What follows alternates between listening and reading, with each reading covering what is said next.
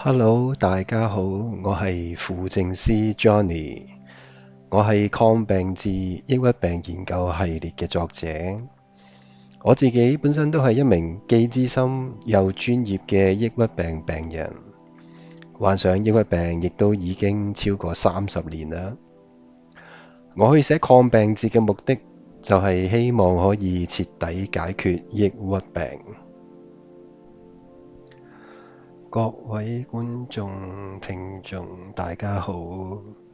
上一條片呢，就已經係講過，除咗我老豆食煙滋擾我生活作息嘅事件之外，仲有第二件好重要，令到我可以話係令到我其中一件病變嘅原因嘅事情呢，就係我暗戀上咗一位陌生嘅少女，我完全唔認識佢。上一條片亦都講過下，喺1989年嘅10月去到1990年嘅4、5月左右呢段時間裏邊，有一啲文字嘅記錄係留低咗嘅。咁呢，今次呢，我就會同大家去講下、朗讀一下呢一啲嘅文字記錄。咁就睇下呢啲文字記錄究竟對於我嘅抑鬱病嘅病變過程有幾多嘅資訊喺裏邊呢？可以幫我點樣還原翻我病變過程嘅呢一段嘅時空？可以點樣幫我還原翻抑鬱病病變過程嘅呢一件事嘅呢個流轉嘅過程？我未必可以講到好多我自己身體裏面病變嗰個嘅每分每秒嗰種嘅改變，但係我能夠 point out 到出嚟嘅，我能夠確定到出嚟嘅就係喺呢一個時期之前同埋之後，我身體上面的而且確係出現咗有唔同嘅情況出嚟。由於呢一種唔同，由於我多咗嘅呢一種嘅呢一類呢一啲咁嘅感覺，改變咗嘅身體嘅一啲嘅狀態，我就確定呢一部分就係病。所以喺呢一段時間裏邊所出現嘅事，對於我自己嚟講係非常之重要，亦都非常之有研究嘅價值，亦都非常之有啟示。咁以下落嚟呢，我就將會朗讀我第一個嘅文字記錄，係關於我暗戀上呢個陌生少女嘅。咁上一次我亦都提過啦，我去暗戀上呢一個陌生少女嘅情況呢，我同佢相遇嘅日子呢，就係1989年9月26日。1989年9月26日，日期係非常之確定，原因就係呢一個日期係喺我嘅日記裏邊係有一個好清楚嘅記錄。咁我以下落嚟呢，就朗讀第一個嘅文字記錄啦。呢一個文字記錄都唔係我日記裏邊出現嘅，因為我日記係1990年嘅5月先開始寫，而呢一篇呢一個嘅文字記錄呢，就係1989年嘅11月7日。呢一個嘅日期亦都係非常之確定，因為我呢一個嘅文字記錄呢，就係我喺當其時嘅中學裏邊呢，就參與緊佢第一個嘅期考。咁呢個文字記錄呢，就係第一篇中文作文考試卷裏邊嘅作文卷。所以咧，日期咧係非常之準確同埋清楚，因為係寫咗喺個考試卷上邊。咁而呢一篇中文作文裏邊咧，就係記錄咗我同呢一位陌生少女嘅相遇咯。咁但係必須要講出嘅就係，因為佢係一個作文啦，我要令到佢裏邊嗰個嘅故事係完整啦，所以我喺呢個作文裏邊咧，我係幻想咗一啲情節喺裏邊嘅。咁幻想咗咧就係我哋係開始咗拍拖嘅，幻想咗咧我哋係分開嘅，最後係有個結局嘅。咁但係呢一部分呢，係完全係冇發生過嘅。我淨係呢，同佢相遇咗，然之後我對佢一見鍾情，然之後呢，我就暗戀佢、單戀佢，去到今時今日呢，其實我哋從來都冇開始過嘅。咁以下我朗讀嘅資料呢，就係喺抗病治2日記研究抑鬱病的生成、惡化和爆發裏邊嘅第一章，抑鬱成病。咁喺呢個1.2.1裏邊呢，就係講苦戀上陌生少女嘅呢一個章節嘅。咁以下我就朗讀一啲嘅背景資料啦。以下就係出現喺書上面嘅文字啦。1.2.1啊，背景資料。苦戀上陌生少女 SL。中四開學冇幾耐，喺所住嘅大廈嘅電梯大堂，我係遇上咗一位陌生少女，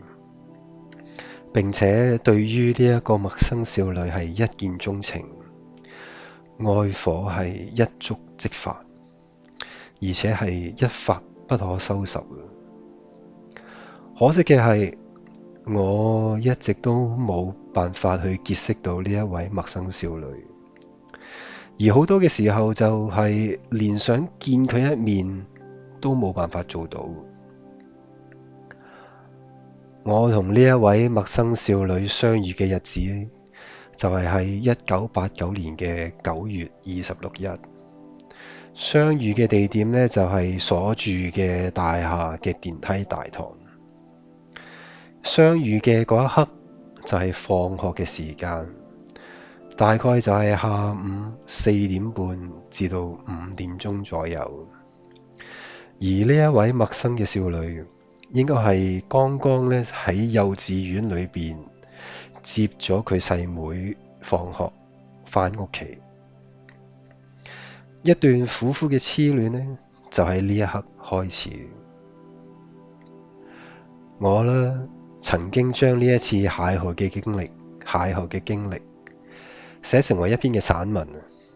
就係下面要引錄嘅呢一篇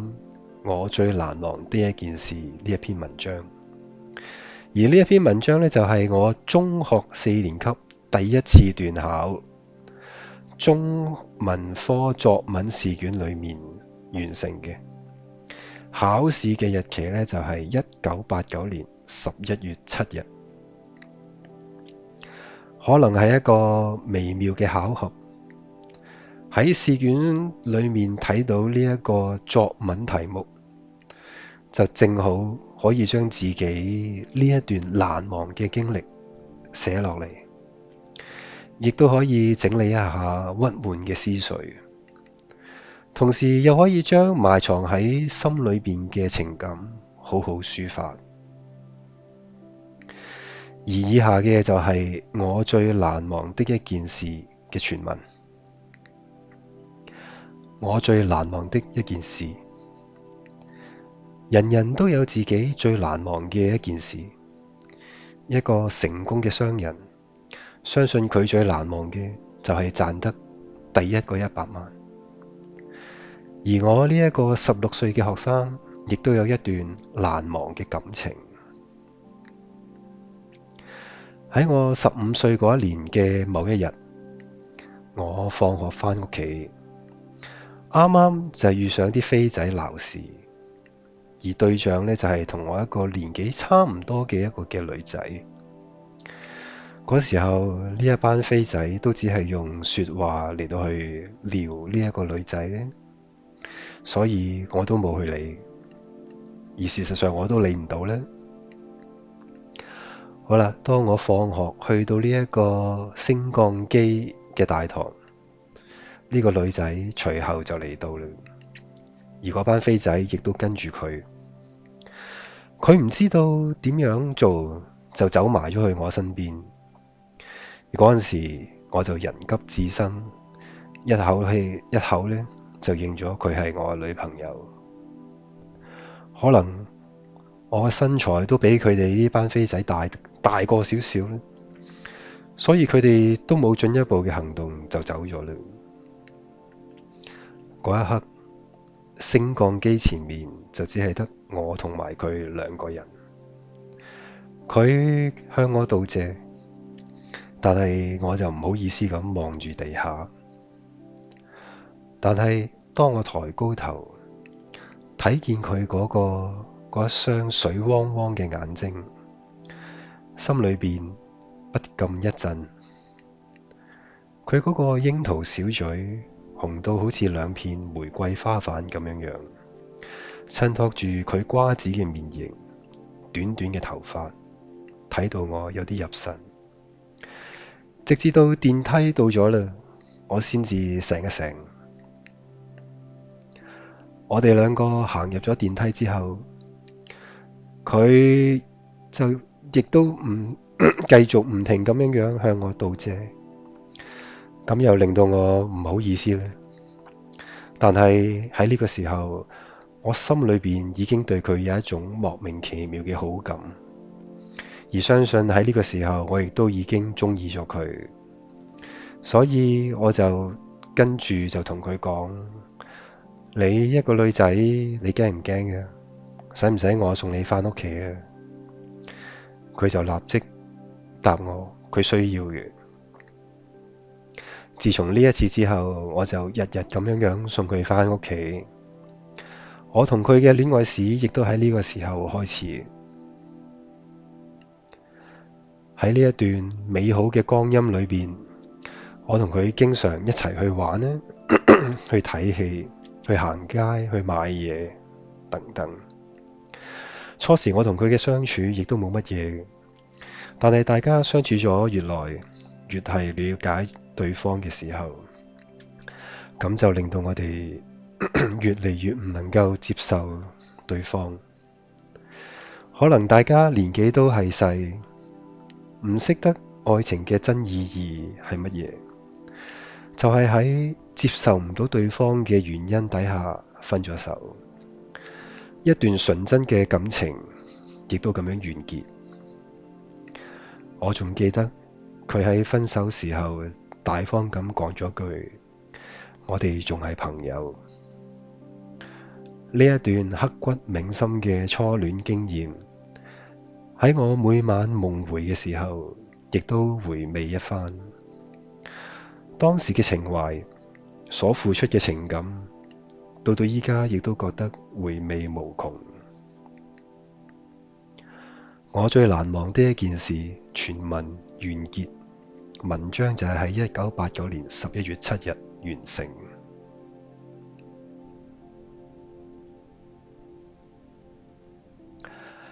喺呢一篇文章裏邊呢，成篇文章嘅內容有一半係真嘅，有一半呢係假嘅。真嘅嗰一半呢，就係我當日真係見到呢一個陌生嘅女仔，而佢當其時呢，亦都係有一啲飛仔呢係撩佢嘅。但係假嘅，我幻想嘅部分就係我係冇挺身而出，我係冇見義勇為嘅。我只不過當其時，我只不過係一個好冷漠嘅旁觀者。而真嘅部分就係我哋真係喺電梯大堂相遇，我係真係同佢同一格 lift，而喺隔 lift 嗰度，我見到佢之後，我就係深深被佢吸引住。假嘅部分、幻想嘅部分就係我哋從來都冇開始，我哋去到今日都依然係唔互相認識，我哋係唔互相認識，我哋冇開始過，亦都唔認識。所以關於嗰啲拍拖嘅情節係幻想，我哋嗰個分開亦都係幻想。但係呢篇文章最重要嘅意義就係在於佢記錄咗我哋相遇嘅情況，而喺第二個角度嚟到去睇呢篇文章嘅時候，喺呢一篇文章裏邊所出現嘅文字嘅面貌，都仲未有一種沉重嘅感覺，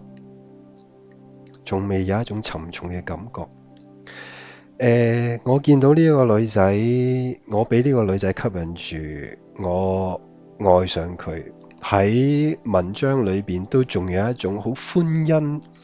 好開心咁樣嘅感覺。即使情節嘅發展落去就係我哋冇辦法繼續一齊，但係呢一段嘅感情，呢一個咁樣嘅表現，亦都令我喺當其時都仲有一種覺得回味無窮嘅情況。大概喺呢篇文章裏邊，未必感覺到好陽光、好開心，但係如果同往後嘅文章比較，就會有一個比較明顯，就係起碼佢唔會有一種沉重同埋痛苦嘅表現。咁啦，今日呢一條片呢就去到呢一度，下一條片呢，我就會嘗試朗讀一下喺呢個時期之後嘅一啲嘅文章。咁喺嗰一啲文章裏邊所能夠見到嘅一啲嘅文字嘅面貌，就有一種沉重嘅感覺出現，而嗰種嘅沉重會比呢一篇文章係明顯好多好多。咁今日就同大家講到呢一度啦，多謝大家收聽啦，希望大家可以繼續支持我研究抑鬱病啦，支持我繼續寫啦，支持我出版啦，支持我往後如果有嘅一啲嘅交流嘅活動啦。最後希望就係徹底解決抑鬱病呢一個願望可以早日達成。多謝各位收聽，下次再見，拜拜。